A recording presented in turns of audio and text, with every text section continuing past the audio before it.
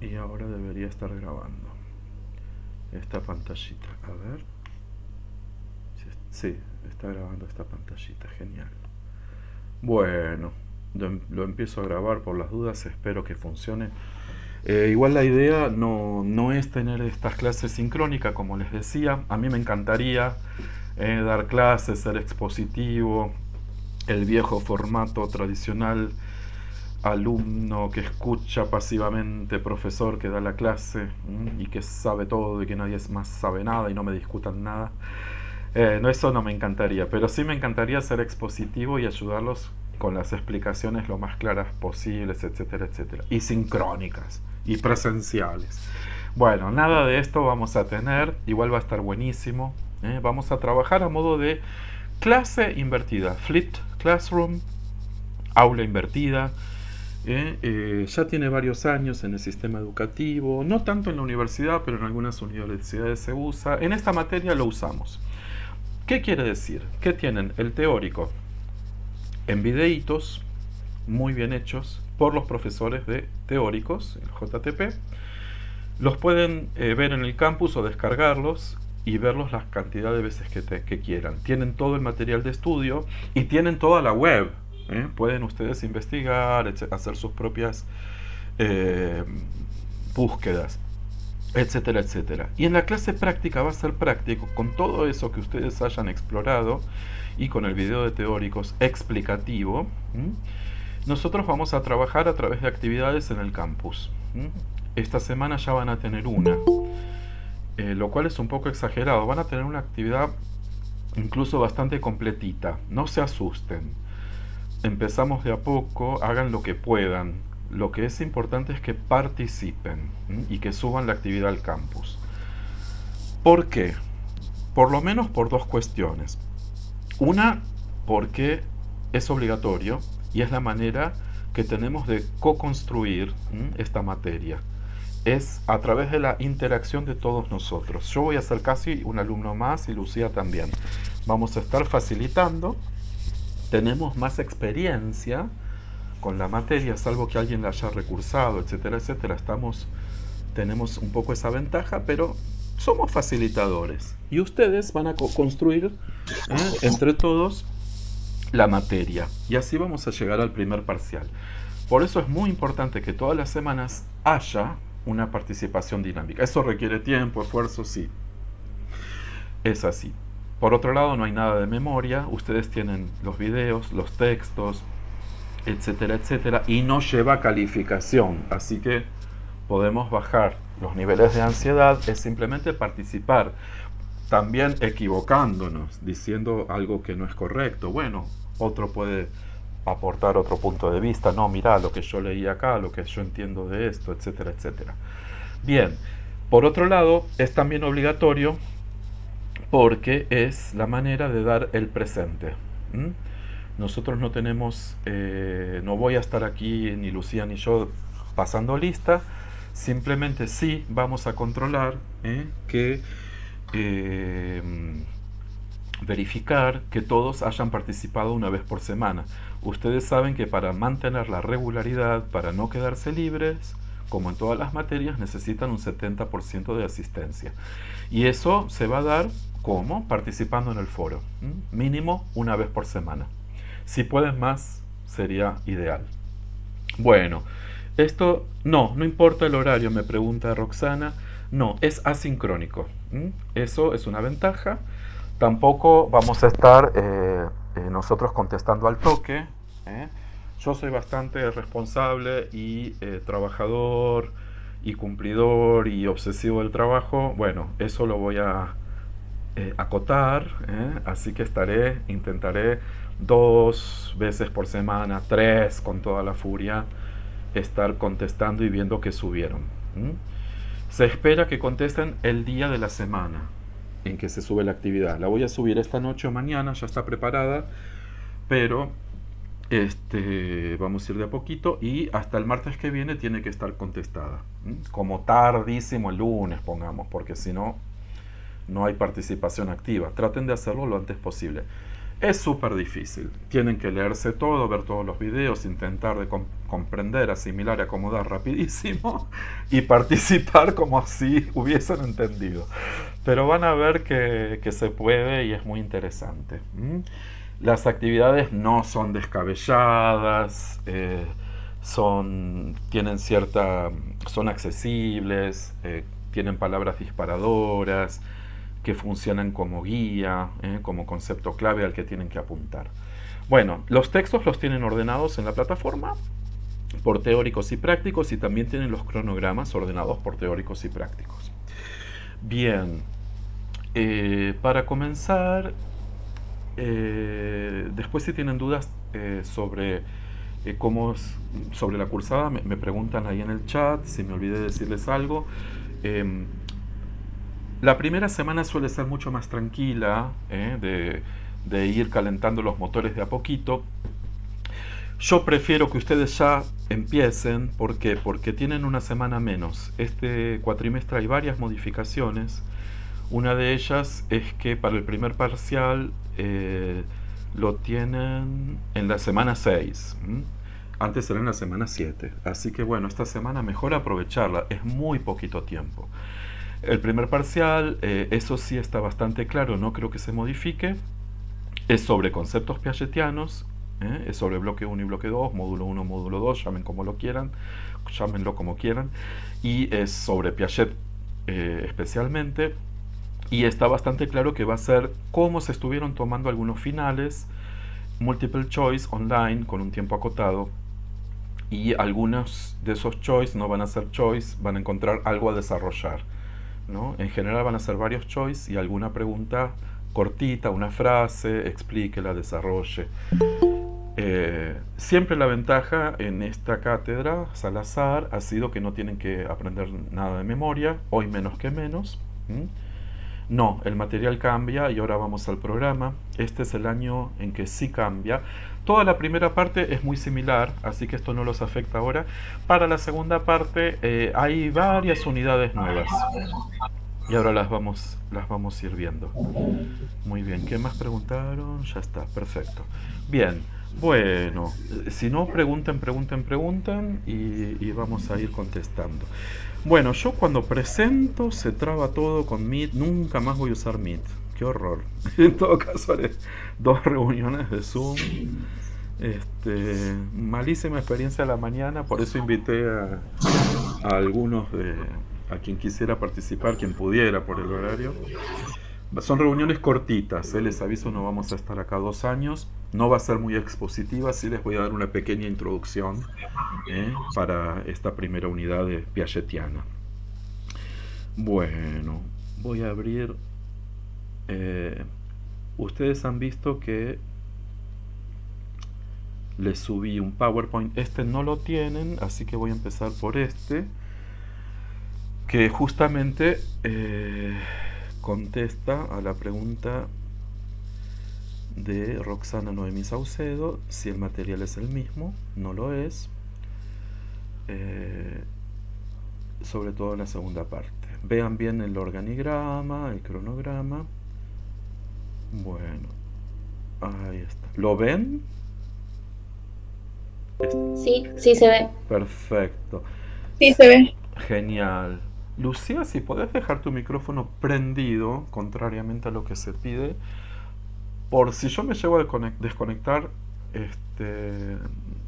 no me vas a poder avisar, pero sí, si yo te escucho de vez en cuando, si me decís bien, se ve, no se ve, yo si dejo de recibir señales tuyas es porque me Vale, desconecte. vale, Gracias. no hay problema. Gracias. Lo voy a presentar sin copita, no en modo presentación, porque si lo pongo en modo presentación, no sé qué pasa, puede ser que explote. Así que, bueno, rápidamente el programa, a ver si esto sale bien, por Dios. Primera parte, primer parcial, sobre todo dedicado a Jean Piaget, su epistemología y psicología genética. Vamos a ver un poquito qué es esto hoy, pero más bien lo van a ver en teóricos, leyendo y haciendo las actividades. ¿Qué es el constructivismo piagetiano? ¿Qué es esta epistemología genética que se contrapone, podemos decir, a otras epistemologías? Epistemología estudia el conocimiento, otras epistemologías estudian otros tipos de conocimiento, o como la filosofía que estudia todo el conocimiento. Bueno, sabemos que la ciencia, y esto tómenlo para el tema de esta semana, que es objeto de estudio y método, la ciencia necesita hacer un recorte. Elige un objeto de estudio acotado, del cual va a hablar mucho, y cómo lo va a estudiar, cómo lo va a explorar y explicar a través de metodología, una metodología determinada que hay que elegir. El recorte de Piaget no es cualquier tipo de conocimiento, es cómo se desarrolla el conocimiento científico, válido, contrastable, comparable, verificable, etcétera, etcétera. Cómo nos transformamos en seres pensantes científicamente, cómo pasamos de un tipo de conocimiento que él llama egocéntrico. ¿Por qué? Porque tiene que ver mucho con nuestro propio punto de vista, las herramientas que vamos construyendo para conocer y nos limitan para conocer de ese modo, como a través del desarrollo ontogenético vamos adquiriendo mayores niveles de abstracción, de objetividad. Esto es el recorte que hace Piaget, que es el famoso sujeto epistémico. Entonces, ¿cómo lo estudia? A través de 3 métodos. La metodología de él utiliza el método psicogenético, el método histórico crítico y el formalizante. ¿Se ve esta filmina? Sí, se ve. Genial. Hoy a la mañana yo pasaba las filminas recontento y todos me decían, profe, sigue estando en la 1. Un horror, un horror. Bueno, bien, vamos mejor hoy. Esto también es interactuar, ir aprendiendo y desarrollando conocimiento. Bien, esto se llama especialización. En un dominio yo me voy especializando, lo hago cada vez mejor. Tema dominio también está en el programa, brevemente. Bien, tema de esta semana. La psicología, epistemología genética piagetiana, ¿qué es? Es una ciencia. Su objeto de estudio, el sujeto epistémico, que recurre a estos 3 métodos en forma colaborativa. El psicogenético es el que él crea, que tiene que ver con el desarrollo ontogénico. Como desde que nacemos vamos construyendo conocimiento cada vez más válido, cada vez más científico, más abstracto, más objetivo. El método histórico crítico estudia de algún modo algo similar, pero en el desarrollo de la humanidad. Como la humanidad también pasa de una manera de conocer más egocéntrica, ¿no? Como la gente en cierta época de la humanidad, al ser testigos de un eclipse, tenía teorías explicativas, quizás que tenían más que ver con la superstición, y como hoy estamos ya en un momento mucho más abstracto y objetivo, y ya sabemos no sé si exactamente, pero bastante bien por qué se produce un eclipse, que no tiene nada que ver con que Dios esté enojado o lo que sea. Bien, el histórico crítico estudia a través de la historia esta evolución del pensamiento cada vez más objetivo, abstracto, científico. Se complementa con el psicogenético. Y el formalizante, algo que a veces cuesta entender, vayan a los textos y vean, es justamente darle una coherencia científica, formal, lógica, a todas las hipótesis que Piaget va planteando. Lo formaliza en fórmulas, muchas veces en esquemas, en modelos explicativos, como son los estadios. Quizás sepan desde CBC, ¿no?, que Piaget ha dividido este desarrollo del conocimiento en 4 estadios. Bueno, eso también es formalizar, etcétera, etcétera. Todo es verificable, todo es estudiable a través de la lógica. El psicogenético es su propio método. Sepan que tiene 3 etapas. No confundan las 3 etapas del psicogenético con los 3 métodos. Bueno, ¿por qué? Porque comenzó entrevistando a niños que ya hablaban, dándose cuenta que se equivocaban, pero no eran equivocaciones en realidad. Las equivocaciones para el adulto en realidad respondían a ese egocentrismo, a esa manera de deformar la realidad de acuerdo a la propia interpretación. Entonces esos errores no eran errores, eran lógicos, de acuerdo a la lógica del niño. Y tiene toda una estructura que Piaget va a estudiar y definir a través de 60 libros. Bueno, nosotros vamos a ver un poquito de eso nomás. Bueno, luego de entrevistar a estos niños, le interesa mucho más lo embriológico desde el comienzo, va a los niños preverbales. Entonces ya no los puede entrevistar, obviamente los observa y hace muchas experiencias observándolo. A ver cómo se manejan con lo que apenas tienen, que son los sentidos, los reflejos, el sistema nervioso central. Como a través de la acción, que es constitutiva de todo conocimiento, ahora lo vamos a ver, van desarrollando un conocimiento cada vez más objetivo. Y luego va a entrevistar a niños más evolucionados, vamos a decir así, a través de la observación y la entrevista. Son 3 etapas diferentes que es mucho más complejo, ya lo irán viendo en teóricos y en los textos. Entonces, la gran pregunta de Piaget es cómo construimos conocimiento válido. Su tesis central es que la acción es constitutiva de todo conocimiento. Esto que suena así, que se lo pueden aprender de memoria, traten de darle un sentido. ¿Qué quiere decir que la acción es constitutiva de todo conocimiento? Traten de irlo viendo. Este paso del egocentrismo radical, dice él, un gran egocentrismo, a un descentramiento progresivo. Menos se ve a más se ve. Menor conocimiento válido a mayor conocimiento válido. Piaget era biólogo de formación principalmente. Luego también se apoyó en la filosofía, de la cual se fue alejando. Vean todos los antecedentes filosóficos que él tiene en cuenta, los que le sirven, los que no, están en los textos algunos, pero se aleja de la especulación filosófica, que además trata de explicar todo, ¿no? Y se acerca cada vez más a la ciencia específica, que trata, en el sentido piagetiano, solamente su ciencia de explicar el desarrollo del conocimiento válido. Un recortecito muy necesario en ciencia. Bien, como viene de la biología, se da cuenta que partimos de una herencia biológica estructural, el sistema nervioso, los reflejos, los sentidos, y además tenemos también una herencia funcional, un modo de funcionar que es también heredado, que es que desde que nacemos, ¿qué hace todo bicho que camina o que nada o que repta? Trata de adaptarse al medio. Adaptarse implica conocerlo.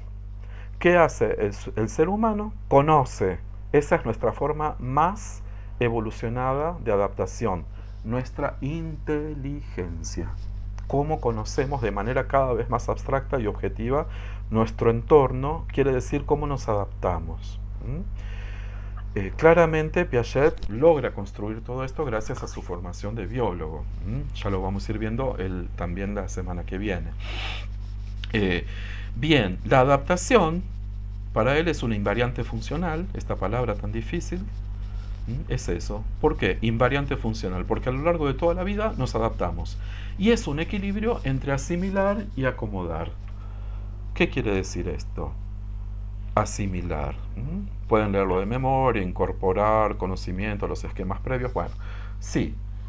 Quiere decir que estamos con lo que tenemos dándole sentido al mundo, otorgándole propiedades. Esta computadora sirve para esto, es gris, es pesada, mientras que voy interactuando, la voy conociendo. Y la computadora también me modifica a mí, me propone cosas, otras soluciones, etcétera, etcétera, y yo tengo que adaptarme. Yo le otorgo significado con todo lo que ya sé, que es limitado, hay muchas cosas que yo no sé de la computadora, y lo acomodo, la acomodación, que es un proceso paralelo, van siempre juntas, lo acomodo a lo que yo sé y quizás me haga progresar y quizás me bloquee porque es demasiado para asimilar, ¿no? Too much to process, ¿no? Se dice en inglés y bueno, sí, no, para, esto es demasiado.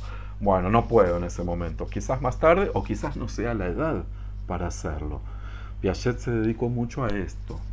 ¿Cuál es el periodo correcto para tal cosa? O por qué algunas cuestiones sí son posibles en determinado momento, en otros no. Es muy interesante todo lo que él pudo concebir en un momento tan limitado donde se sabía tan poco del cerebro. Bastante increíble. Bien, entonces, como ven biólogo, parte de esquemas reflejos, que gracias a esta acción, que es constitutiva de todo conocimiento, esta interacción, se van a ir creando esquemas al comienzo de acción, solamente en movimiento, se van internalizando, van a ser esquemas de acción internalizados, se van a ir haciendo este egocentrismo se va a ir ablandando, se va a ir haciendo cada vez más flexible, más móvil, voy a tender a tener en cuenta cada vez más puntos de vista, van a ser esquemas de acción interiorizados irreversibles, ya veremos más adelante qué es la reversibilidad, y en algunos momentos de este desarrollo, que decimos la diacronía, que siempre se desarrolla hasta que nos morimos, hay momentos sincrónicos donde se conforman para Piaget algunas estructuras.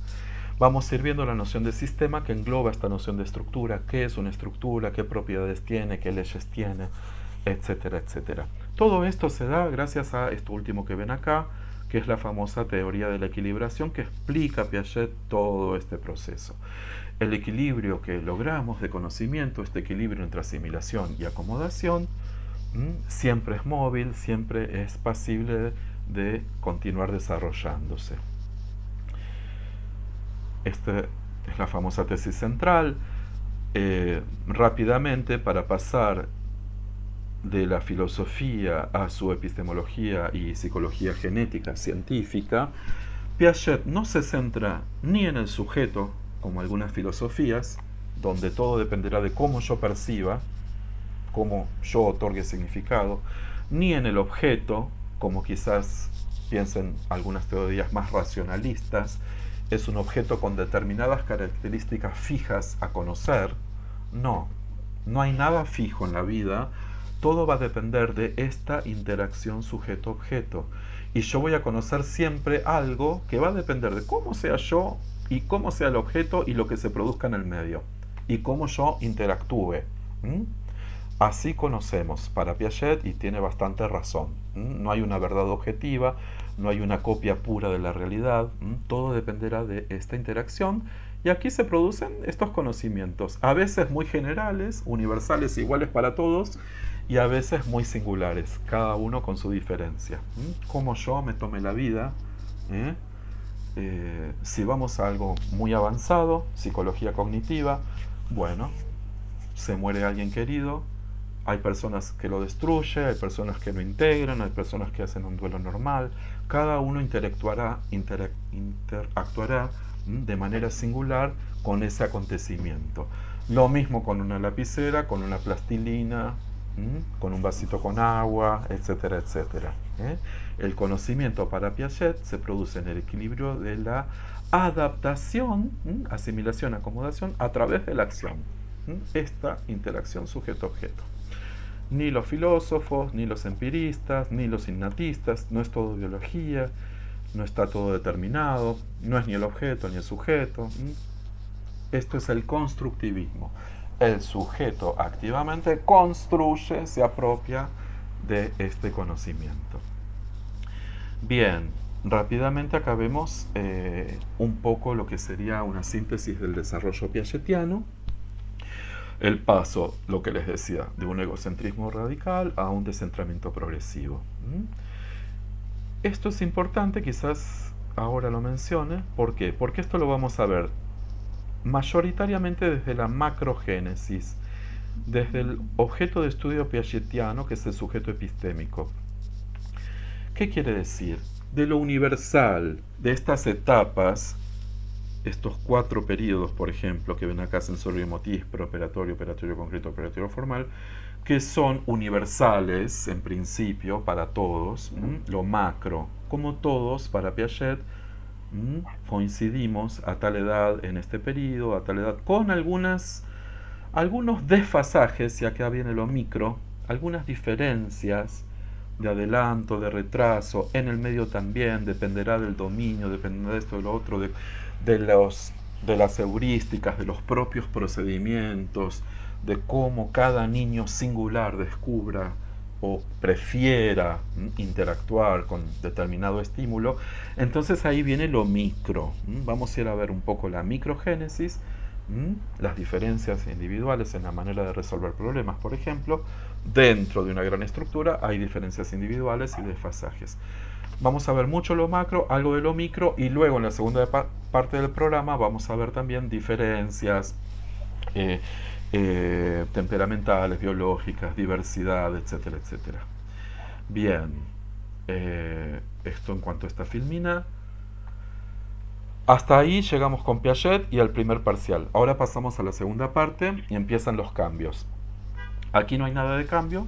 Tenemos a Vygotsky con su teoría sociohistórica. Sabemos que Piaget se centra también en la influencia del medio sociocultural, pero no hace tanto hincapié. Sus 60 libros están dedicados más bien a este desarrollo científico del conocimiento, desarrollo también de la moralidad, de las normas sociales, de muchas otras cuestiones súper interesantes que siempre tienen en cuenta esta interacción sujeto-objeto, asimilación, acomodación, etcétera, etcétera, pero a pesar de tener muy en cuenta la influencia sociohistórica, no la desarrolla tanto. Bueno, Vygotsky en Rusia, en otra época, etcétera, etcétera, paralelo a Piaget, pero murió muchísimo más joven, no pudo disfrutar de toda su evolución lamentablemente, pero bueno, en cierto momento de su vida coincidió evolutivamente con Piaget, cronológicamente vamos a decir, y aportó muchos desarrollos epistemológicos sobre la influencia sociocultural. Ahí van a tener algo que siempre venimos viendo, por ejemplo la zona de desarrollo próximo,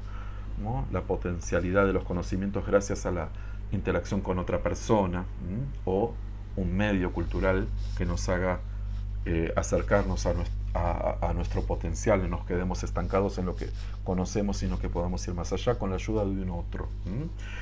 Y la cuestión también un poquito biológica y un poco cultural, como tenemos una cuestión natural de desarrollo y una cuestión cultural de desarrollo, cómo se van desarrollando así las funciones psíquicas superiores. Luego de la teoría sociohistórica tenemos, igual que el año pasado, al construccionismo de Papert, que ha construido, esto por ahí confunde, traten de irlo incorporando.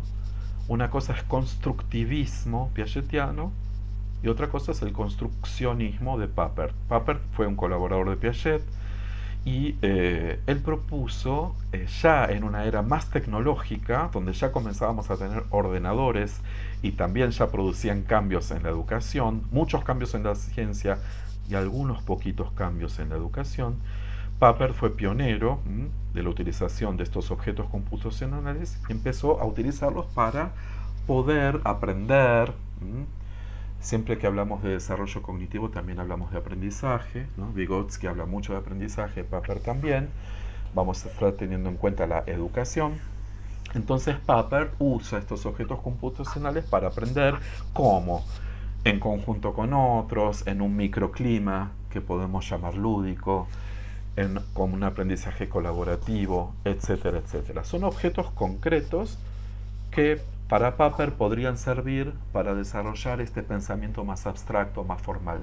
Incluso quizás en etapas más tempranas de lo que Piaget hubiera creído. Pero eso es un poco controversial. Eso es lo que él trató de investigar, de desarrollar. Luego de Papert, y aquí también algo que ya teníamos antes, esta cuestión que vemos un poco en la primera parte del programa también, y mucho en la segunda, sobre los sistemas. Rolando García, Sugata Mitra, otros autores, que van a hablar, ¿no? Quizás para que lo entiendan ya, que lo vayan incorporando, si es que no lo han hecho ya. Por ejemplo, el recorte que hace Piaget, toda esta teoría es un sistema, con leyes que hacen que sea un conjunto coherente de totalidad, donde vemos muchos elementos separados, pero son interdependientes, funcionan, coordinados. Y también es un sistema dinámico y abierto. Es muy complejo, son muchos componentes, es muy complejo. Por eso esta palabra importantísima, hace falta la interdisciplina. Muchas disciplinas que actúen realmente de manera colaborativamente, todas son igual de importantes. A veces una más, a veces una menos, pero son todas importantes, depende del contexto. Bien, la teoría piagetiana no es un sistema. El conocimiento, esta forma de conocer, etcétera, etcétera. Las estructuras son sistemas. La primera estructura que se conforma, la segunda, etcétera. Bien, esta teoría de los sistemas nos va a ayudar también a darle coherencia al programa. A ver muchas de estas cuestiones como un sistema. Vamos a tener autores que van a hablar de la clase como un sistema que se puede autoorganizar sin necesidad del profesor, Esta aula invertida va a ser como un sistema casi autoorganizado, etcétera, etcétera. Vamos a hablar de cogniciones distribuidas, que la inteligencia y la cognición no están solamente en el cerebro de ustedes o en el mío, sino que ahora estamos conectados, también está en esta computadora, en todos los papers que estemos utilizando, etcétera, etcétera, y así funcionamos. Estos son temas que ya teníamos anteriormente, se han desarrollado quizás con algún texto diferente. TIC también teníamos, Tecnologías de la Información y Comunicación, que habla de la sociedad en red, de las nuevas narrativas transmedia, nuevas formas de lectura, el hipertexto que nos manda de acá para allá, rápidamente a un video, a un YouTube o a otro medio de transmisión o transmisión en streaming o un blog, o etcétera, etcétera, donde nos convertimos más en prosumidores, ¿no? Participamos activamente también, nos apropiamos de este conocimiento, pero a través de nuevas herramientas. Eh, También la cuestión de aprender a través de los juegos y la ubicuidad, que esto realmente está en todos sitios en este momento, ¿no? La tecnología realmente llegó para quedarse, recontra quedarse, y está en todas partes. El problema de la accesibilidad también lo vamos a ver, el problema de la diversidad. La, Quizás lo más novedoso del programa, y está buenísimo, sean estas concepciones de modularización, ya van al cerebro en sí, ya salimos de estas especulaciones sin conocer mucho la neurociencia. Sigue siendo un poco especulativo, autores y algunos filósofos como Fodor, como Chomsky, que sin haber tenido la ventaja de contar con las resonancias magnéticas funcionales por imagen que tenemos hoy en día, ya comenzaban a comprender que quizás tengamos módulos específicos que se ocupan de tal aprendizaje, de tal otro, de tal función, etcétera, etcétera, de cómo las representaciones se van formando, hasta que llegamos, bueno, de las singularidades cognitivas, ¿no? De cómo cada uno aprende de manera diferente, no solamente desde la discapacidad. En la discapacidad se ve claramente cómo todos somos diferentes, pero además quizás no tengamos algo patológico, por así decirlo, que ya sería un poco estigmatizante, pero bueno, digamos algo tan diferente, y sin embargo somos todos singulares, aprendemos todos de manera diferente, como nuestra huella digital, dicen algunos sabios, todos también somos únicos en nuestro modo de aprender, y estas singularidades, cómo tenerlas en cuenta en la educación, en el aprendizaje, en el desarrollo del conocimiento válido. Desde la neurociencia, y hay toda una unidad de neurociencia muy nueva y muy buena y muy actual, vamos a hablar del neuroconstructivismo. Todas estas posturas son postconstructivistas, y desde el neuroconstructivismo vamos a ir hablando más científicamente aún sobre cómo el cerebro, las teorías actuales, ¿no? Las hipótesis actuales, cómo el cerebro aprende, a qué edad, cómo este conocimiento se cristaliza, la plasticidad, qué se puede hacer después o no con estas estructuras que aparentemente Piaget en muchas cosas tenía mucha razón, estructuras que se forman y se quedan y no se pierden. Y para terminar, no es el diseño universal, es universal de aprendizaje. Así como el aula invertida, también hay propuestas pedagógicas novedosas que intentan tender puentes entre todas las singularidades y discapacidades, etcétera, para que todos podamos aprender, seamos como seamos, estemos en el medio en el que estemos. Se llama diseño universal de aprendizaje, y reúne un poco todas estas cuestiones, de la neurociencia, de las tecnologías, de cómo aprendemos, etcétera, etcétera. Este es el... Yo apreté dejar de compartir, pero no pasó nada. A ver, ¿pasó algo? Sí, ahí está. Bueno, este es el pantallazo sobre el lenguaje principalmente, respecto a Sobre el lenguaje tenemos una unidad de Chomsky, sobre todo un diálogo Chomsky-Piaget, en un lugar que yo recontra conozco, donde he trabajado muchas veces en mi vida. Tuvieron un... sí, Dios mío. Es un Back to the Future esto. Pero bueno, yo no sabía, cuando trabajaba ahí no sabía que ahí se había juntado Piaget y Chomsky a discutir sobre el innatismo y el constructivismo, ¿no? ¿Quién tiene razón? Un poquito los dos, quizás a ustedes de ver y de razonar con nosotros, con Lucía y conmigo, a ver a qué conclusiones podemos ir llegando. Bien, ahora les voy a compartir el PowerPoint que sí tienen con conceptos generales para darles otro pantallazo.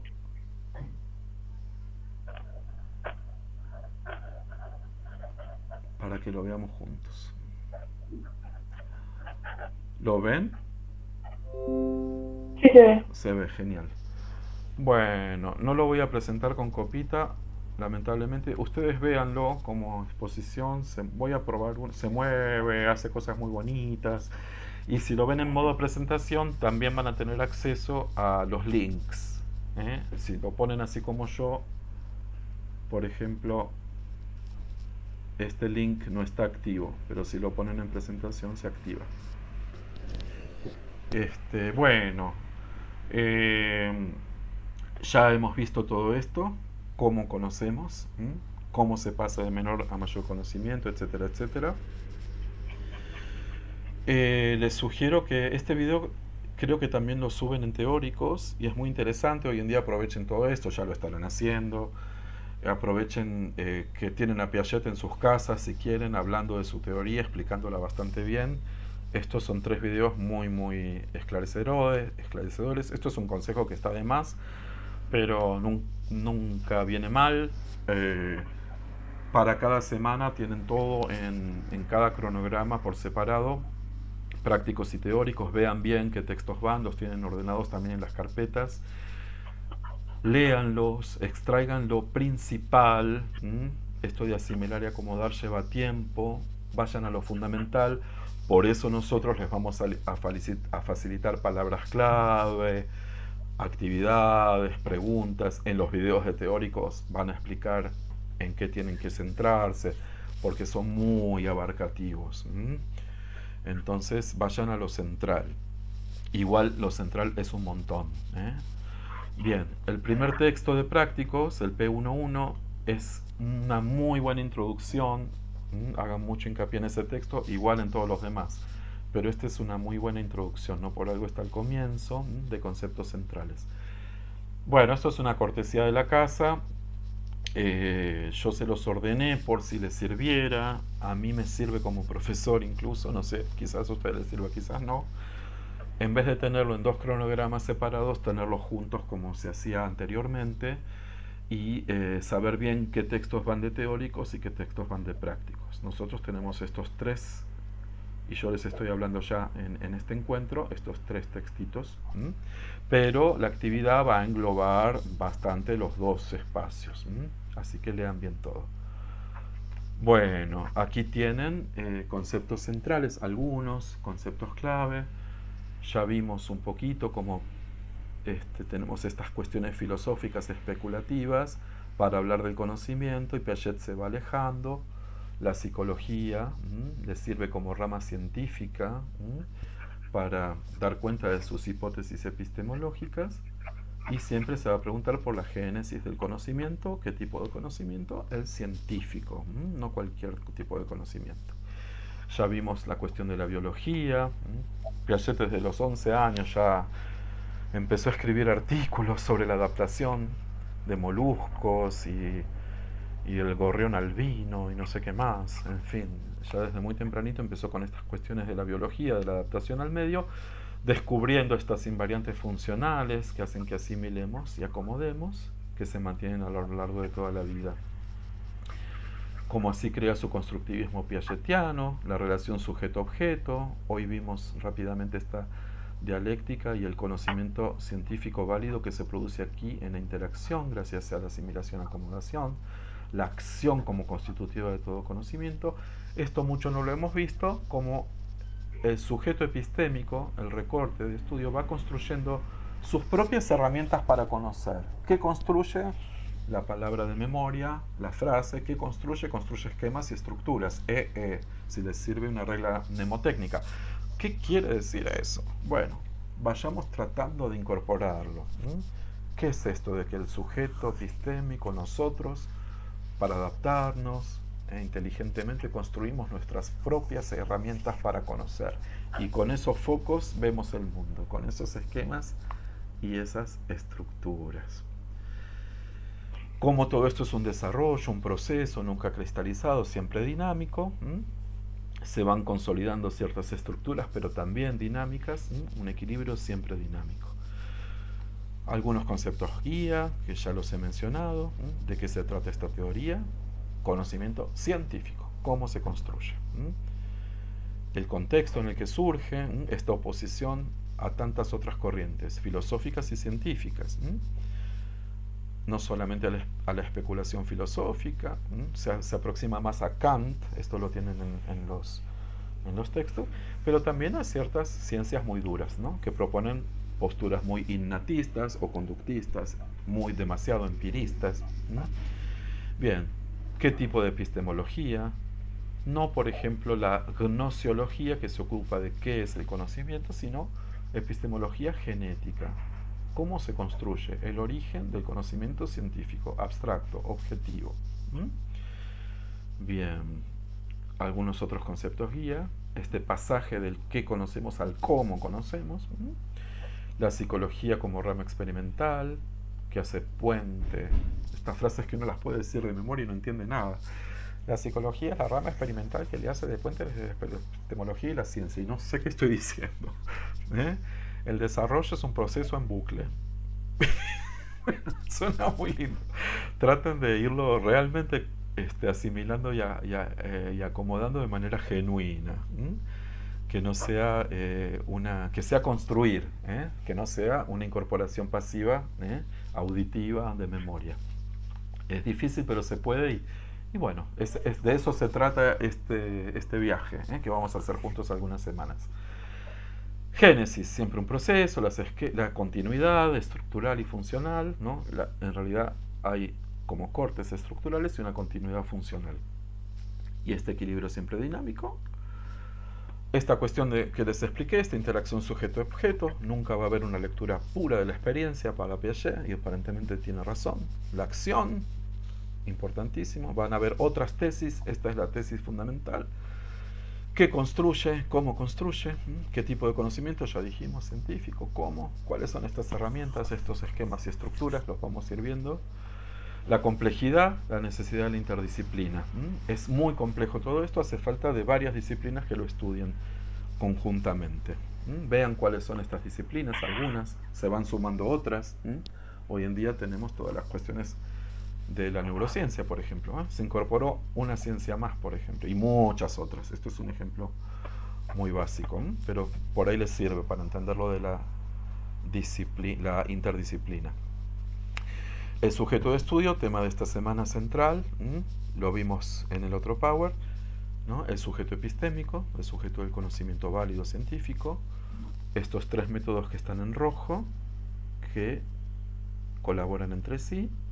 Ya vimos desde la filogenia, la historia de la humanidad toda, ¿no? La cuestión, por ejemplo, de la explicación del eclipse, como ejemplo, tienen toda la ciencia de la humanidad para ejemplificar. Busquen ejemplos, siempre busquen ejemplos. El método psicogenético que crea Piaget, del cual recién hablamos, que se dedica al desarrollo ontogenético, y el método formalizante que explica, formaliza modelos estructurales, no solamente una descripción. Algunos polos dialécticos que les pueden servir también para ver si los pueden encontrar en los textos, si los pueden ir asimilando y acomodando, lleva mucho tiempo, a veces se logra, a veces no, no se preocupen. Ustedes hagan su recorrido, interactúen muy activamente y vayan asimilando, acomodando y construyendo esta materia. Vayan despacio. Yo les voy dando palabras centrales y cosas que los pueden ayudar. La interacción sujeto-objeto la vimos bastante clara. A dualismo diferenciación no la vimos. Es algo que se ve mucho en psicoanálisis, es algo similar aquí, no tanto, pero se parece, vean si lo pueden entender. Adaptación-organización. Adaptación vimos que es el equilibrio entre asimilación y acomodación, de esa manera nos adaptamos. lo vuelvo a repetir porque es algo simple y a su vez muy difícil, quiere decir que yo desde que nazco me adapto. ¿Cómo me adapto? Como ser humano pensante que va a poder ser un científico, me adapto gracias a mi inteligencia. Es la forma más evolucionada de adaptación en el ser humano y entre todos los animales. Es muy, muy narcisista decir eso, pero es así. Los seres humanos tenemos ese grado de evolución. Y la inteligencia es nuestra forma de adaptarnos, de sobrevivir, si quieren. Y es un equilibrio entre lo que yo al comienzo, desde una sabiduría muy básica, ¿eh? utilizo para darle sentido al mundo, para estructurarlo, y lo acomodo a lo poquito que yo tengo como herencia estructural y funcional, como eso lo voy desarrollando, y internamente, ¿no? Adaptaciones hacia afuera, como yo me voy adaptando al medio, internamente voy organizando estos esquemas y estructuras. La organización es la cara interna, la adaptación la cara externa. Yo trato de dárselos de manera que se entienda, no solamente de memoria, y ese es el trabajo que se les pide a ustedes que hagan a través de las actividades, etc. Otro polo, génesis y estructura. Siempre hay génesis y de repente ¡prof! Se estructura algo. Que igual va a seguir siendo móvil, equilibrado, etcétera, etcétera. Siempre un equilibrio que es pasible de modificaciones, pero que tiene una estructura, que no se deshace, que es coherente. Egocentrismo, descentramiento, ya lo vimos. Equilibrio, perturbación. Bueno, estoy en un equilibrio, llega una novedad, chau. Dejo de estar tan equilibrado y eso hace que yo avance o no, o me paralice, depende, ya lo vamos a ver en la teoría de la equilibración, que entra en este primer parcial. Acción, resistencia. Bueno, sí, ejerzo una acción y el sujeto o el objeto que estoy conociendo se resiste a ser conocido, me ofrece desafíos, diacronismo, sincronismo, siempre el mismo modo de funcionar, diacrónicamente, sincrónicamente estas estructuras, estos esquemas, este modo de entender el mundo que es bastante fijo en cierto momento. Lógica y error, esto que parece un error y, mira, resulta que respondía a una lógica que no era la mía, era el punto de vista de la persona que está utilizando esa lógica. Él no está equivocado desde esa lógica. Al otro le parece un error. Todo esto que es muy interesante de ir estudiando. Bueno, y así llegamos al final de este encuentro sincrónico. Preguntas. A ver, algo que me haya olvidado, algo que quieran saber, tenemos muy pocos minutitos. Les aclaro, muy pocos encuentros vamos a tener así. Los encuentros son asincrónicos a través de la tarea. Voy a hacer esto. Lo que quería hacer yo con la otra comisión, si no lo cerré, voy a abrir la tarea. Semana 1, actividad. Sí, está. Bien, voy a tratar de compartir lo que les voy a subir esta semana para que no se asusten, ya lo conozcan. Y a ver, ¿será esto? Ojalá que sí. Sí, bien. Bueno. Profe, ¿Sí? Decime. una pregunta. No estuve en el principio de la clase, capaz que ya lo dijiste, pero esta semana ya hay material de lectura. Sí, sí, y está bueno que lo preguntes de nuevo, no hay problema. Eh, Ahí va, hay varias preguntas, entonces las voy a ir contestando. Sí, el material de lectura está organizado en prácticos y teóricos. Yo les pido disculpas, habría que empezar más despacito, con una actividad sencillita, y darles tiempo que ustedes vayan asimilando y acomodando con un ritmo más ameno, esta semana al menos. Pero yo no sé si se los comenté, uno de los cambios es que tienen el parcial en la semana 6. Antes era en la semana 7. Este es uno de los grandes cambios. Con lo cual tienen una semanita menos, y no es poco, para adentrarse en todo este mundo piagetiano. Así que desde la primera semana ya tienen una actividad. Y tienen todo el material de lectura ya organizado. Vale, gracias. Por favor. Hay promoción, claro, sí. 7 o más en cada instancia de evaluación. Eh, Esfuércense mucho, mucho, mucho, mucho para la primera evaluación. La primera evaluación es la que está más clara. Por ahora, si no hay cambios, va a ser online, un multiple choice y algunas a desarrollar. Muy cortito, van a tener muy poquito tiempo, nada de memoria, tienen todo el material, todas las computadoras celulares van a estar comunicándose entre ustedes en WhatsApp, no es lo ideal, pero sabemos que lo van a hacer, se van a pasar las respuestas, van a hacer todo lo que los alumnos hacen hoy en día y en cierto modo no está bueno, pero es comprensible que lo hagan, tienen toda disposición, pero van a tener un tiempo muy acotadito. Entonces, a pesar de todas esas facilidades, les va a costar. Vayan leyendo desde ahora. ¿eh? Lo que decimos siempre en todos los cuatrimestres, sea presencial o virtual, vayan leyendo y participando. Además de que la participación en el campus, como les digo, es obligatoria. Para aprobar la materia también tienen que ser alumnos regulares. Si no participan, se quedan libres. Chao. Bien. La monografía no se sabe. La segunda de la parte del programa está medio en veremos. Han puesto primero que era una monografía como siempre.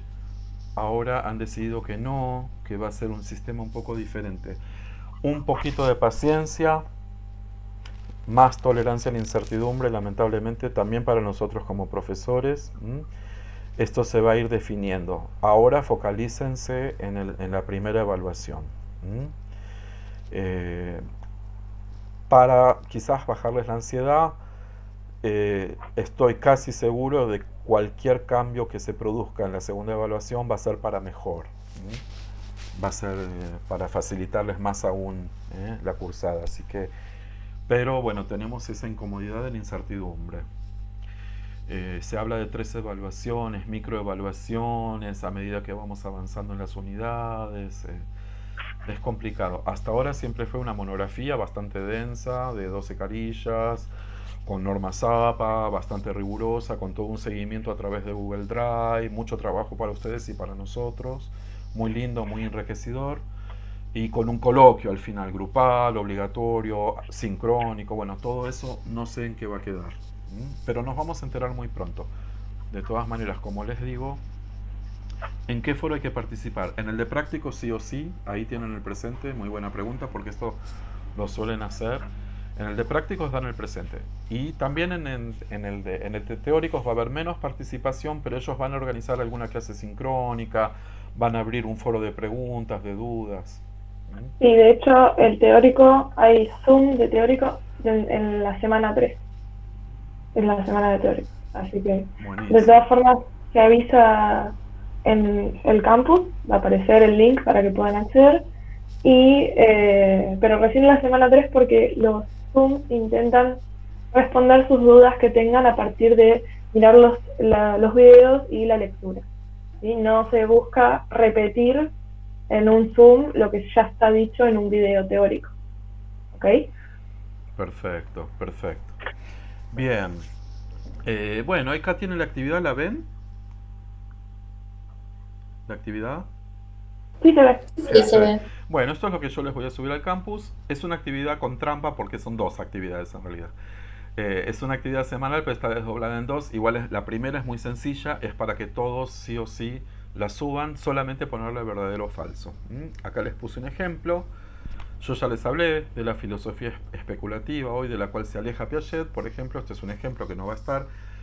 El constructivismo piagetiano es tan especulativo como las corrientes filosóficas precedentes a su teoría. No, yo ya les hablé 5 millones de veces que es una teoría científica. Entonces, bueno, claramente falso. Bueno, así van a tener varias preguntas, poner verdadero o falso nada más. Esto individualmente lo copian, pegan, hacen lo que quieren, hacen un Genially, un Padlet, un video, un YouTube, lo bailan, le hacen una coreografía, como ustedes prefieran, pero lo tienen que subir. Yo lo copiaría y lo pegaría nada más, pero como ustedes quieran, yo soy viejo, ustedes no.